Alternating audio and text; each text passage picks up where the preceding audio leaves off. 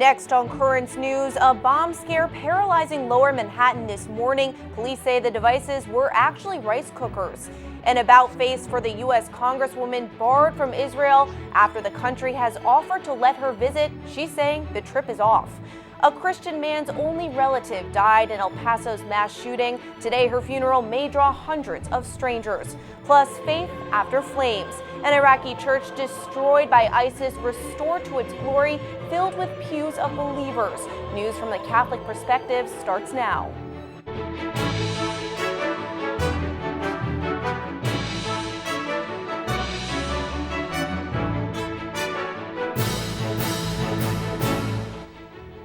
Good evening, I'm Emily Druby. Fear and panic during this morning's commute in New York City after two suspicious devices were discovered inside one of Lower Manhattan's busiest subway stations and a third further uptown. Police say the devices were actually rice cookers, and now they are trying to find out exactly why they were left there. Nadia Romero has the details.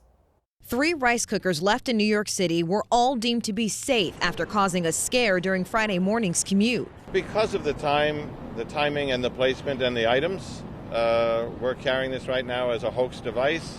But the incident caused real trouble. New York City Transit Authority says about 6 million people ride the subway every day. Their travel interrupted, delayed, and at times halted during this ongoing investigation. Let's go! Get off the street! It was nearly 3 years ago when pressure cooker bombs injured at least 30 people in the New York City neighborhood of Chelsea. Officials ruled it an act of terror. A shootout led to this man being arrested and later convicted. Fast forward to Friday morning, New York authorities say this incident not terrorism. Police not calling the man in this picture a suspect, but they are trying to identify him. We reviewed the video at the scene. He places the pressure cooker on the upper level and then on the lower level.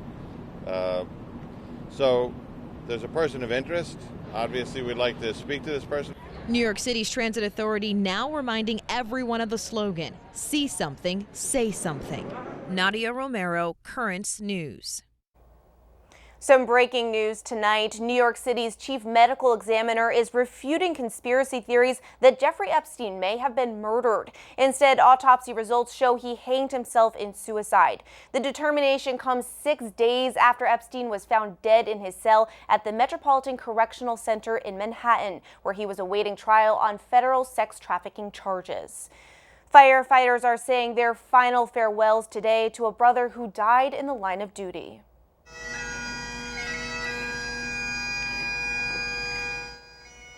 Bagpipes lead the final march of Lieutenant Brian Sullivan. The Catholic fireman suffered a fatal heart attack after finishing a 24-hour tour in the Bronx, where he was responding to 7 emergencies and a fire.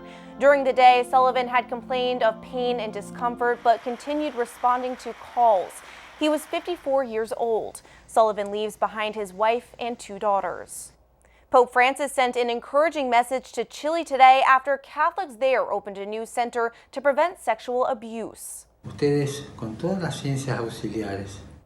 The pontiff says the purpose of the center is to not only address the serious problem, but to conduct research and seek policies that can save, quote, more and more minors from everything that is abuse, everything that is manipulation, and that in some way destroys their hearts.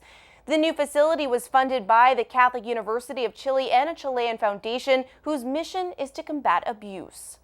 Politics are still inflamed tonight throughout the United States and Israel. A day after barring Representative RASHIDA Tlaib, Israel said they would allow the Congresswoman to visit, but only after she agreed in writing not to promote boycotts against Israel during her trip. Today, Tlaib has reversed her course as well. The Muslim American and freshman Congresswoman from Michigan, Rashida Tlaib, has rejected Israel's offer to let her enter the country, saying she will now skip the trip entirely. Today, she wrote, "Visiting my grandmother under these oppressive conditions meant to humiliate me, would break my grandmother's heart. Silencing me with treatment to make me feel less than is not what she wants for me." Israel announced that it would bar both Tlaib and fellow Congresswoman Ilhan Omar from entering the country country on an official visit. The decision was made because of their outspoken support of a Palestinian-led boycott movement against the country. And the right to boycott the racist policies of the government and the state of Israel. Today, TLAB was granted permission to go as long as she promised not to promote a boycott while she was in the country. Instead, she canceled the trip altogether, rejecting what she calls oppressive and racist policies, adding that agreeing to the terms would kill a piece of me that always stands up against racism and injustice. Her family in the West Bank is slamming Israel for the conditional visit, insisting she has a natural right to make the trip. Rashida has the right to visit Palestine as a Palestinian, regardless of being a congresswoman, as any citizen with a U.S. passport has the right to come and visit their family without any conditions or pressure. Under Israeli law, supporters of the boycott can be denied entry to Israel. Planned Parenthood is making good on its threats to withdraw from Title X, President Trump's Protect Life rule. The pro-abortion organization calls the rule that bars funds from being used to promote or provide a procedure a gag order. They are demanding it be lifted. Title X is the nation's only federal funding program dedicated to family planning. Planned Parenthood says they will withdraw by August 19th. Millions could lose their insurance. Hellfire nearly destroyed their town 9 months ago, but tonight there is hope in Paradise, California. Students are starting school again. They will not allow the campfire to define who they are, to dictate their future. They're returning here to pursue their hopes and dreams, and they are the strongest, most resilient, most passionate and committed group of young people that I have worked with for 40 years. Paradise High is now combined into 2 schools from grades 7 through 12. Because of the fire, the community lost 9 school campuses, 2 elementary schools, a continuation high school, and an adult school. New information tonight about the shooter in Dayton, Ohio. According to the coroner, Connor Betts was high when he went on his rampage. Betts had cocaine, anti-anxiety medication, and alcohol in his system. Despite wearing a bulletproof vest during the massacre, Betts died when police opened fire. The coroner counted 52 gunshot wounds to his upper and lower torso. Nearly 2 weeks after the El Paso massacre, one Christian man has visited the Walmart parking lot turned memorial site each and every day. He goes to talk to his wife, assuring her and himself that one day they'll meet again in heaven. Today he is saying his final goodbyes as he lays her to eternal rest. Worried attendance at her funeral would be minimal. Gary Tuckman tells us the man has invited the entire city of El Paso to join him. Tony Basco loved only one person in the world, and now she's gone. And she loved you a lot. I'll tell you what, I don't even know what you're seeing in me sometimes. But we had wonderful years. The best years of my whole life. Tony has no other family. His wife, Margie Ricard, had just a few family members, but none in the El Paso area. Attendance at her funeral was expected to be minimal until the internet took over. Tweets from journalists and media outlets sent out messages of support for Tony. Then there was this Facebook post from the funeral home reading, Mr. Antonio Basco was married 22 years to his wife Margie Ricard. He had no other family. He welcomes anyone to attend his wife's services. People from all over the United States have contacted the funeral home, as well as Tony, to say they plan to attend Margie's funeral. There are going to be hundreds of people here probably from all around the country. Yeah, How does that make you feel? I love it. I mean, it's nice to see people really caring about people. There's going to be a lot of people now. Tony was important. They had been married for 22 years. Tony says his life had been very difficult prior to meeting her. What would you like people to know about Margie?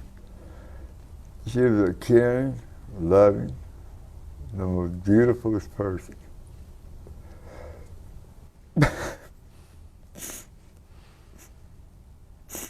Every day now he goes to the memorial site next to the Walmart, taking exquisite care of Margie's memorial, making sure the flowers and the wind chimes, which she always loved so much, look the best they can. Where did you meet her? Omaha, Nebraska, in a bar. And you were single? She was single? Yeah. Never been. And was it love at first sight? Oh man, you couldn't imagine. Tony is still waking up each morning in disbelief that she is gone. I stood at my table looking at the front door, just waiting for her to walk in. I've even tried calling her on the phone. You have? I've tried to. At the memorial site, Tony tells Margie that someday he will meet her in heaven. So what you been up to? What you got to do up there? I wish you'd tell me something. Tony is now beginning a new life alone, but for at least one day at Margie's funeral, he won't be. She made me the happiest man in the world and the luckiest. There's nobody luckier than me in this whole world. Margie Ricard was 63 years old. Her husband says he will always remember her as an angel on earth. Turning now to news out of Iraq, a church damaged, defaced, and burned by the Islamic State in 2014 has been rededicated.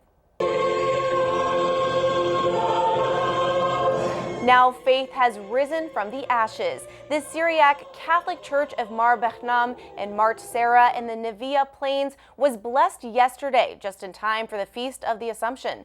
The interior of the church was rebuilt and repainted. Believers filled the pews despite the fact that the Christian population in the city has been reduced to half of what it once was. There's a lot more news headed your way. She lost her niece, but one woman is determined not to lose anyone else. Meet the Catholic on a mission to make New York City streets safe. Road signs are popping up in one state. They're not reminding people to slow down. They're reminding people to pray. And the Bishop of Brooklyn is no stranger to the outdoors. See where he spent some time this summer. Do you have a story idea or want to share a tip? Email us at newstips@desalesmedia.org or call our 24-hour number 718-517-3122. We'll be right back.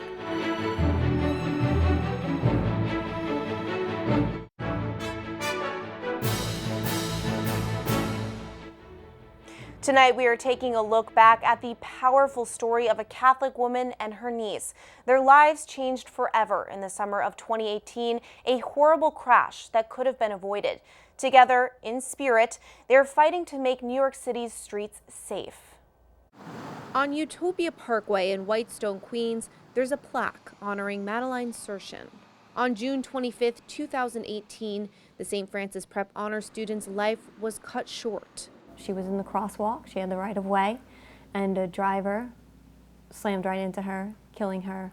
Maddie's aunt, Rita Baravecchio, says she was killed instantly. All she had to do was be more defensive as a driver. The 88-year-old driver, Sheila Kahn-Prager, ran a red light, eventually giving up her license after pleading guilty to reckless endangerment. Maddie's story is not uncommon. Every 2 hours, someone is killed or seriously injured in a traffic crash on New York City's streets. This is our memorial. Rita is now fighting to lower that statistic, using her tragic loss as inspiration. This is where my connection with Families for Safe Streets began. She decided to join Families for Safe Streets, a group of advocates who confront traffic violence, inspiring change by sharing their tragic stories. Like member RAUL AMPUERO, he joined the group just days after losing his 9-year-old son Giovanni to a traffic crash. This is a really bad epidemic. We're trying to do something that I think is the right thing to do, which is just save lives. At least if I know that I save at least one life, I could die in peace. The group has had an impact, helping to lower New York's citywide speed limit to 25 miles per hour and having a major hand in recently signed legislation allowing speed cameras in school zones. The group also provides support. Families for Safe Streets has a resource guide on their website for people who have been recently injured or families who are dealing with the loss of a loved one to a traffic crash. You just click on the resource guide tab, and there's all different types of information that you need, like the 5 most important things you need to know after a crash and how to deal with the NYPD investigation. This is Maddie and her siblings. For Rita, the group has become a way to inspire much needed change. We need to change this culture. It's too reckless, and people are taking other people's lives. A way to prevent other families from having to go through a similar experience. You know, I always say my family's living a nightmare that we'll never wake up from. And if we can prevent another family from living this nightmare, then we're doing good. we're doing something for Maddie. Rita says it's a way of keeping Maddie's memory alive. New roadway signs are popping up around South Carolina, reminding people to stop and pray. Prayers in public schools was banned by the Supreme Court more than 50 years ago, but that hasn't stopped Christians from encouraging students to look to the Lord. They're setting up school prayer zones ahead of the new school year. Vanessa Frazier of Christ Teens is one of the people behind the project.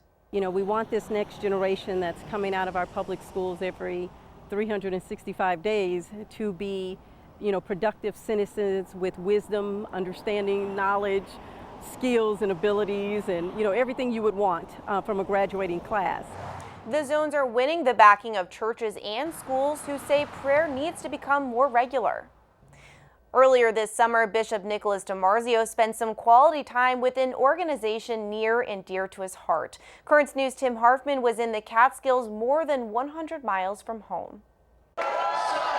The Boy Scouts motto is be prepared, and they were prepared with sloppy joes and tater tots. It's part of a special visit by Brooklyn's Bishop DiMarzio. Good to see you. Hey, welcome back for another year. Hey, the camera's on. Look at us. That's right. The bishop traveling nearly 120 miles from Brooklyn to the Catskills Mountains, showing support for children at 10 Mile River Scout camps. It's very important to the men who are involved in it, and it's always good for the diocese to show their support, so I do enjoy coming up for the day. The bishop celebrating an outdoor mass where he relates to the young scouts in his homily. We don't have a lot of leaders, we have a lot of followers. We have a lot of followers on Facebook, on all the Twitter, all that stuff. Bishop DiMarzio is no stranger to Mother Nature. He was a scout himself and earned the rank of life, the second highest honor. He was also a scout leader before he entered the seminary. During Mass, the bishop urges the campers to consider following God's call. Either they're going to be married or they may be priest or religious or something, but that's important to make that choice early on. Usually, God calls us not when we're old, but when we're young. These scouts are considering their vocation, all while having fun. Joseph MAGLIULO is part of Troop 139 from Our Lady of Grace Church in Howard Beach, Queens. He's an Eagle Scout, the highest rank in scouting. It's a time for all us to escape from the world and technology. Just for us to just relax and earn different merit badges and learn new things. So you're going to start it at 0 down here? Those new skills include learning how to navigate on a map and CPR. Over 1,600 children will spend part of their summer here. Nearly 750 of them are from the Brooklyn Diocese. Bishop DiMarzio wishing the Scouts a good summer and reminding them to be prepared. It's an important time for them. We want to encourage them. Still to come on Currents News, Vatican City is making some big changes to clean up Mother Earth. It's part of the Holy Father's mission. And they started out as strangers, but now they're the best of friends. Catholic Charities Brooklyn and Queens is changing relationships with a new program for the homebound.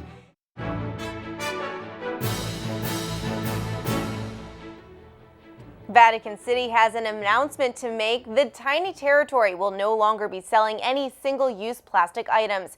Inspired by the Holy Father, the change comes on the heels of his papal push to clean up Mother Earth and an ongoing Vatican effort to reduce, reuse, and recycle. Melissa BUTZ has this story from St. Peter's Square.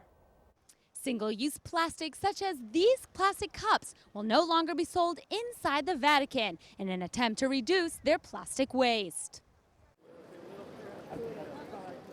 The smallest state in the world, the Vatican produces 1,000 tons of trash every year.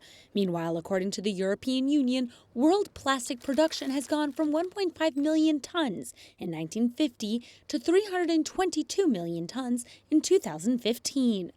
That same year was when Pope Francis published his encyclical on the environment, Laudato Si. Now the Vatican City State is following his written words. Education can encourage ways of acting which directly affect the world around us, such as avoiding the use of plastic. We seek to follow the Holy Father's words in Laudato Si, that to rebuild or safeguard the common home, we must reuse or recycle waste, maximizing their efficient use. This effort is being organized by Rafael Tornini. He explains the goal is to eliminate all plastic that cannot be recycled and differentiate between the rest of the trash. What we're trying to do is stop the sales of single-use plastics. That means cups, plates, straws, and anything that's not recyclable. With the rest of the recyclable plastic remaining in the Vatican City state, it will go in their ecological island, which was created in 2016. This storage point for recyclable waste within the Vatican Gardens helps ensure plastic is reused to make other products. In the United States, 35 billion plastic bottles are trashed each year, with only a quarter going to recycling. Maybe Americans should also take note of their excessive plastic waste, which is enough to circle planet Earth 4 times. At the Vatican, Melissa BUTZ, Currents News. Catholic Charities is also putting faith into action right here in our own backyard. The organization has developed a new program to service homebound residents throughout the Diocese of Brooklyn. Currents News' Tim Harfman introduces us to one resident and their volunteer. Once complete strangers, now they're the best of friends. Once a week, Linda KADLUBOSKI LACOMA volunteers, visiting 87-year-old Eileen Ferguson and her husband, Julio Rivera, at their Jamaica Queens home. For a few hours, Linda comes to check on their well-being. It lifts me up. The interaction is thanks to the Friendly Visiting Program, a new initiative by Catholic Charities of Brooklyn and Queens and sponsored by the city's Department of the Aging. Stephanie Mitchell coordinates the program and says the goal is to be there for homebound residents. It has been scientifically proven that isolation causes a lot of diseases. It causes depression. Isolation can even cause death. Retired from law enforcement, Linda saw an ad in her church bulletin. Having an elderly mother herself, Linda wanted to volunteer. I feel good when I, come because I feel like I'm doing something good for her. And she also makes me feel good when I'm here too. And she's putting her Catholic faith into action. That's been part of our life growing up, is just trying to give back to the community, give back to others, help people when you can. Ellen is a retired nurse and a mother of 8 children. She's also a grandmother, great-grandmother, and a great-great-grandmother. She says sometimes it's hard for her family to visit. They may not be able to make it, but if Linda said I'd be there at 11, I can almost look for her at 11 because she'll be here about 11. They talk about everything from Ellen's extensive doll collection to baking. This morning, the two look at the photo album Ellen is putting together. Linda brings fabric from home for the cover. Ellen is grateful to Catholic Charities for the new program. I can feel the warmth. I can feel the love. That's why I think this program is a very good program that people can't really get out. And she looks forward to her weekly visits with Linda. It's like some kids looking for Santa Claus to come. Catholic Charities needs volunteers in Southwest Queens, made up of neighborhoods including Jamaica, Hollis, St. Albans, Woodhaven, Ozone Park, South Ozone Park, and Howard Beach. And if you would like to be a volunteer, you can go online to the Catholic Charities of Brooklyn and Queens website, ccbq.org. Potential participants must be 18 years old and clear a background check and an interview. In Jamaica, Queens, Tim Harfman, Currents News. That is Currents News. I'm Emily Drewby. Thank you for joining us because we are putting your faith in the news. Hope to see you again next time.